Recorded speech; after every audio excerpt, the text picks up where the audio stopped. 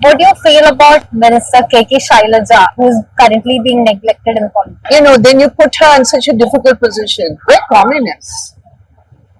What is the incentive for women to step into politics? How is Kerala what it is today? Those who fought for women's rights, the legends of Dalit women. I mean, when I joined the party, I was 23 years old. And if I look at my party, and now when I'm 76, I see the changes. Charity, welfare, rubbish. There's no space for that. Women are fighting, whether we want it or not. Do you think the media has a very different set of rules for men and women? I'm so infuriated by a particular newspaper which completely manufactured a quote. They made me a wife. ഈ മഹാരാജ്യത്തിലെ ഒരു ചെറിയ വിഭാഗം ജനങ്ങൾ മാത്രം സംസാരിക്കുന്നതാണ് എൻ്റെ ഭാഷ. പക്ഷേ ഞങ്ങളുടെ ഭാഷ സജീവമാണ്, ചലനാത്മകമാണ്.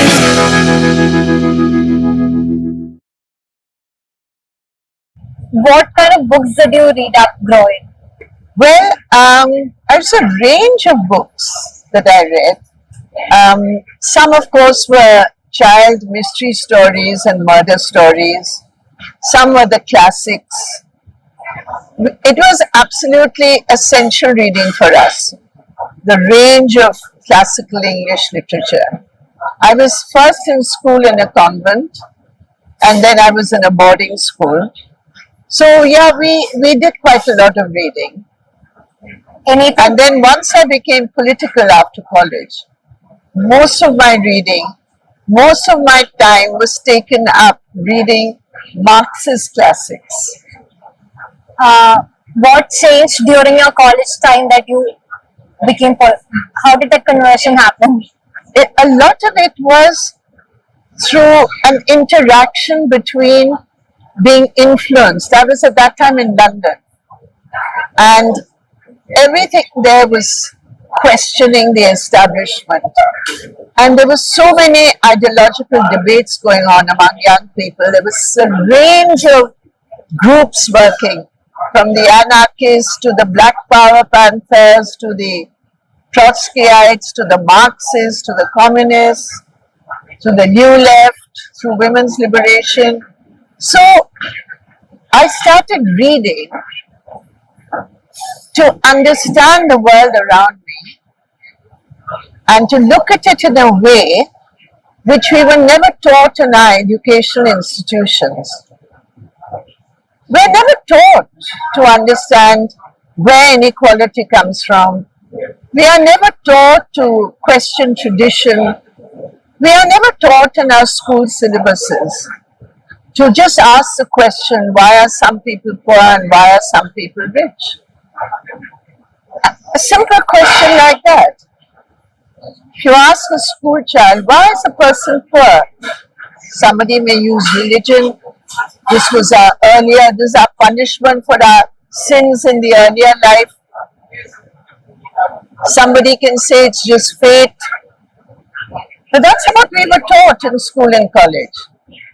So Marxism helped me to understand the reason behind social inequality and the core of class exploitation. So that's really what changed my world and changed my life. So certainly reading was very much a part of it. And even today, I do read quite a lot. What are you currently reading? Well, right now, unfortunately, it's rather, actually, right now, I've just finished reading a really wonderful book written by an intellectual, a public intellectual, a scientist, communist. His name is Probir Purkaista. Right now, he's in jail under UAPA. And this book, it's called Fighting the Good Fight. And it's a very inspiring book. And it really should be translated in all languages so young people can read it too. Why do you think a switch in the syllabus is not happening? I think, if you look over the last 2 decades, I remember in the decade of the 2000, there was some effort made For example, in response to Dalit politics, for example, in response to Dalit voices raising the issues of oppression, they moved beyond Ambedkar or using Ambedkar to include experiences of Dalit students in some of the syllabus and some of the readings.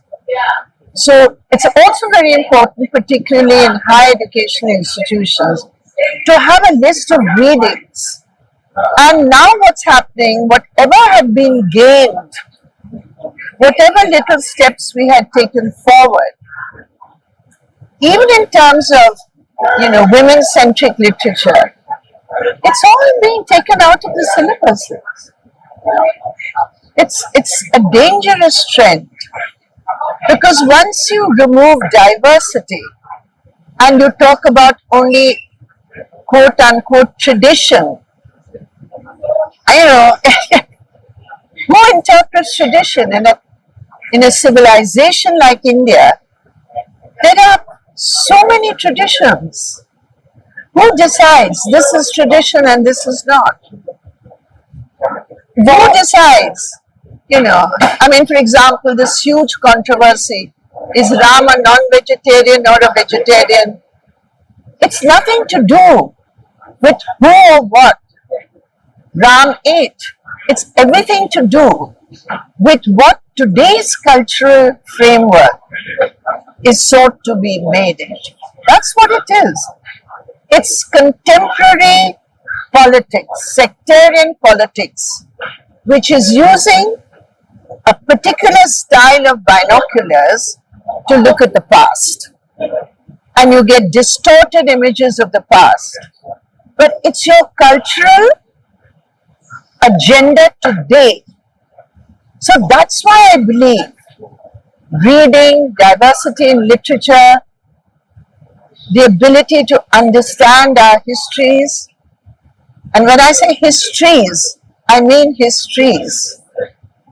So what I'm really concerned about in the intellectual sphere, if you say, it's a kind of trend of homogenization, a central understanding. This is my religion. This is how religious belief is to be expressed. And if you don't do that, you're anti this, that, or the other religion. I'm not just saying one particular religion, but I'm saying the culture of belief. It's being centralized in a very dangerous way for intellectual debate, discussion. That's the life of India, isn't it? It's our cultural history. Question. The Rig Veda, the questioning in the earlier chapters of the Rig Veda. It is that spirit of questioning which is, I believe, one of the most basic to our civilization. When you say cultural norms are being centralized and the space for questioning is being curbed, what is a way that in what way can we carve a space for ourselves to push the conversation forward, to push the reality of our diversity forward? Well, you have so many examples where young people are doing it. What is this wonderful Kerala Literature Festival? This is an example of how Kerala is taking the whole wealth of diversity of Kerala forward. I can't tell you, I'm so impressed with this festival, and I'm so impressed with the young people, their involvement. I can tell you, nowhere in the country today will you have this kind of an environment and atmosphere. You have the Jaipur Literary Festival, you have the Bombay, now you have the Delhi Literary. But this is something else entirely, because this is so vibrant. And this allows space for so much discussion and debate. And most importantly of all, the participation of young people like yourself is very inspiring for a woman of 76 years old. Very inspiring. I get so much energy out of this. It's just wonderful. What is the incentive for women to step into politics? They have to step in. I strongly urge young women, step into, and when I say politics, please don't confuse it with electoral politics. That's a very, very narrow sphere of what I consider politics. But unfortunately, in today's India, politics means electoral politics. No! Politics means the fight for social change. How is Kerala what it is today? It's because those who fought for social change, those who took it forward, those who fought for women's rights, the legends of Dalit women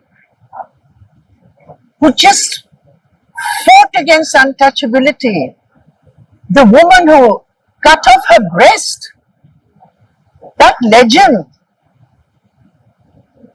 because they didn't allow her to cover it. I mean, I'm saying the symbols of struggle of women are so important in our history, and it's so essential for us to take that forward. And you of your generation, you have to take that tradition forward. And whatever politics you find today, you can be part of it to change it. I mean, when I joined the party, when I came in, I was 23 years old. And if I look at my party when I joined it at 23, and now when I'm 76, I see the changes within the party itself because of the work done by so many women in the party. So these are things which women should not, you should not consider somebody else an agent and you just come in as some passive thing and joining politics. Politics means being committed to social change which will benefit women, especially the poorer sections and oppressed sections of women. Not as a patronizing, charity welfare rubbish. There's no space for that. Women are fighting, whether we want it or not. So be part of that. That makes life worth it. Do you think the media space today has a very different set of rules for men and women? Please don't talk. I'm right now, at this very moment, I'm so infuriated by a particular newspaper which completely manufactured a quote and put it in quotes. They made me a wife. And the second subheading, party never gave women independent rights, something like that. I mean, see, if you want to attack the Communist Party, surely there are different ways to do it rather than using Brinda Karat's writing, which is there, to manufacture a quote and give a completely different impression. Why? I mean, you are insulting my party, you are insulting me, and most of all, you are insulting your own profession because you're putting something in quotes which is not there. So, in other words, supposing I say, as I have in my book, that in my experience, when you're working at the state level or the local level, it's a different framework. And when I was working in Delhi, I never felt that I'm somebody's daughter or somebody's wife, or Prakash was the secretary that. I never felt, I was never judged by that. But when you go take responsibilities at the national level as a woman, and when you're in higher committees as a woman, naturally you come under additional scrutiny.